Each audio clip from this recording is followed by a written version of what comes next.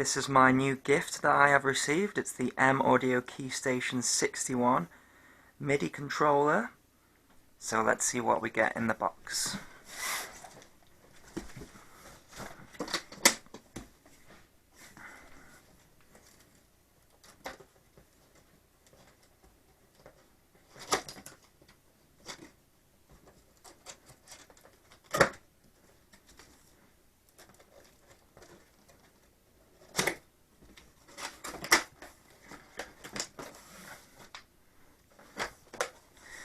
We have something here. I think this is the receipt.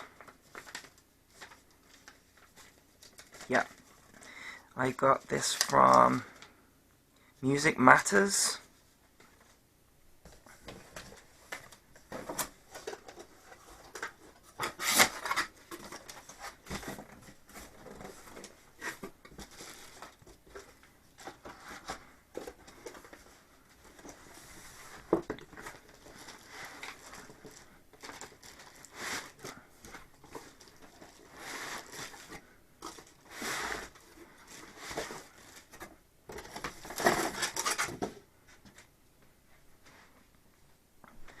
Comes very well packaged. It's a really nice size actually. Yeah, I went for the 61. I know that you can get the 49 as well, but I had a little extra room on my desk, so I think this was the right one to go for.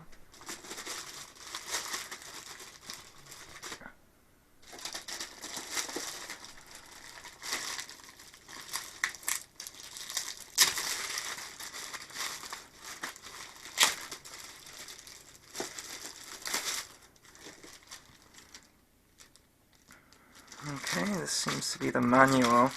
And we've got some CDs in here.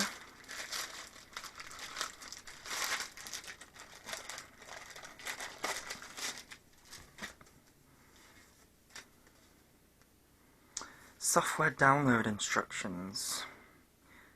Download your software. Visit software download.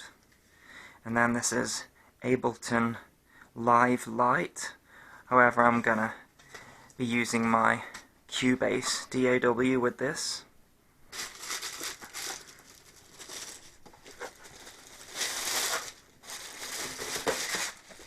Oh, that's a very nice size, yeah. So, a couple of things have changed in this 2014 version. There are controls here, which supposedly can link up to the DAW, and you can press play and stop and record without needing to use the mouse or keyboard. This all seems to be very similar to the previous one. You've got a volume lever which supposedly you can connect up to the DAW and use as a separate volume MIDI controller, so that should be handy for mixing. We have an octave selector there, obviously so that you get the full range. However, you know, this is quite a large number of keys anyways. I think they do the 88, but I think that may have been a bit too big for what I was needing for the space that I've got. So, test number one, does it fit where I sit? And the answer is yes. This is what I was hoping for. Oh, it has a little card protector in there.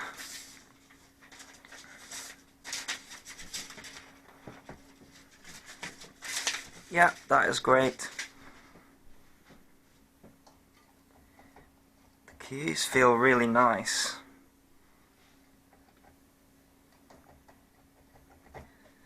Weighted quite nicely. I'm after the lead. Ah, there we go. And there's the USB lead.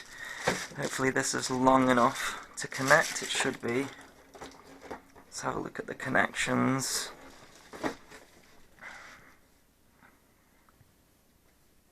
So we've got an on and off switch. Oh, it's actually got a MIDI output. I didn't actually realize that, but that's really good. So I can use the USB MIDI, but actual MIDI as well. It's also got a DC input, but there's no input adapter with it, so I'm guessing that's for when you're using the MIDI connector. And then this is the pedal controls.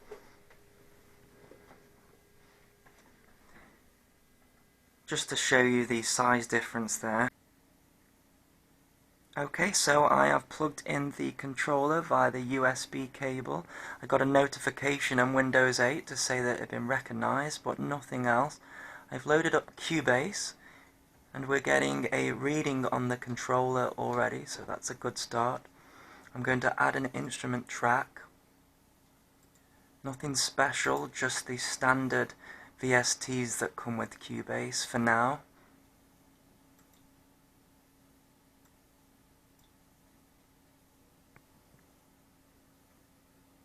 Okay, I'm going to select a instrument preset.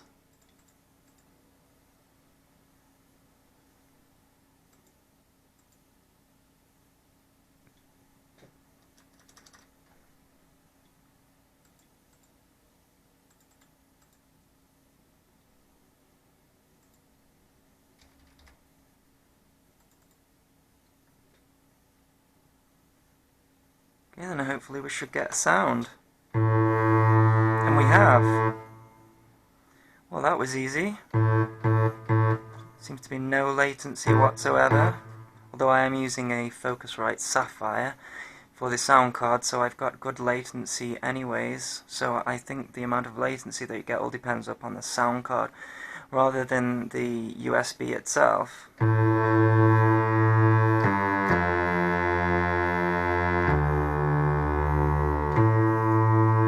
So we've got a nice sound there. Let's see if the volume control works. I literally done nothing here. I haven't set anything up, so if this all works straight away, I mean, that'd be great. Yep, that's just working, that's great. Modulation's working. Pitch bend.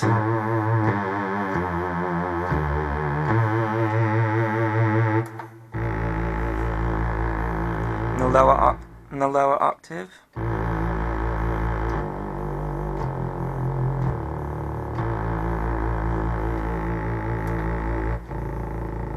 Oh, even lower.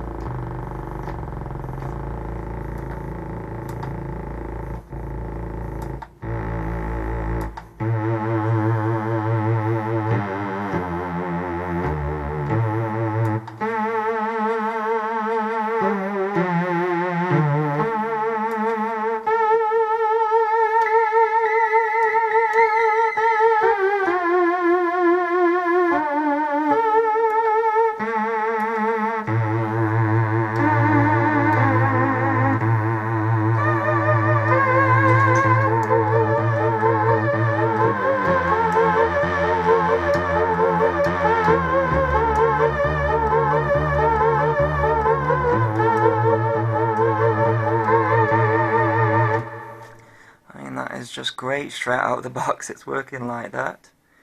So good so far. I've installed the software that comes with the keystation. I say comes with, actually you get a leaflet inside the box. I think I showed it earlier.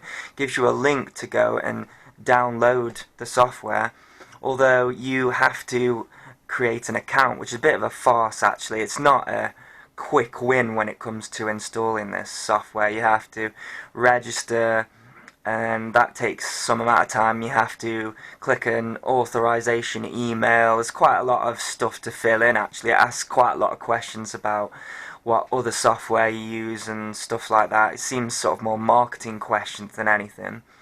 But yeah, this is the Sonyvox software, 88.2 it's called, and I think it was 5.2 gigabytes, so it's quite a hefty download, but I'm sure if you do music software then you have enough space for that sort of thing. However, if you're doing it on a laptop you may have less space. But anyway, I'm quite impressed with the software. It was well worth the effort to go and download.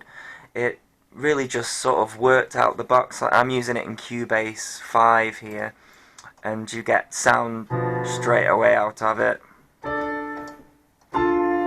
really nice sound piano.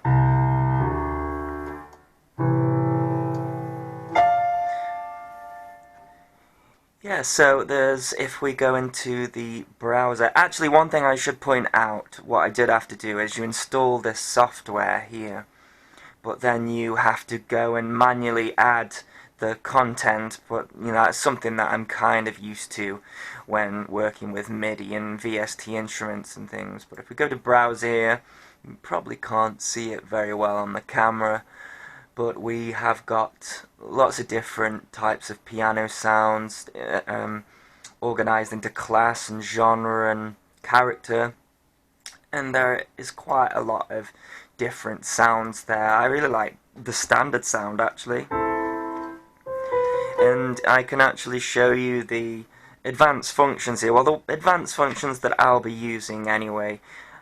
I think the difference between this keyboard and the last one is that it actually tells you the advanced functions here.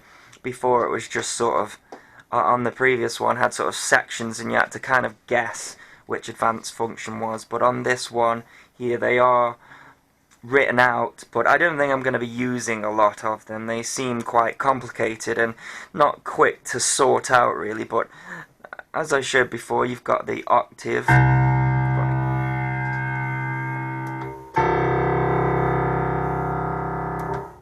I think down here somewhere.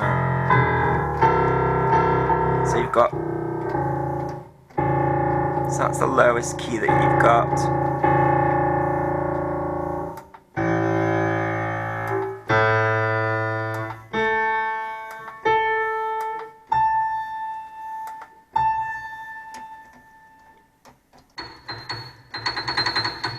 And that's the highest key that you've got. Two green lights show where it's sort of back in the middle. Now, there are some advanced functions that I will be using. Oh, and another thing I should show you, the fader in Cubase links to the volume. Now, you can link this up to other channels, but I haven't looked how to do that yet. It seems a little bit more complicated, but anyways. Some of the other advanced functions that I think I will be using is the transpose. So you press the advanced key, press the black key under transpose, and then these two then become your transpose plus and minus. So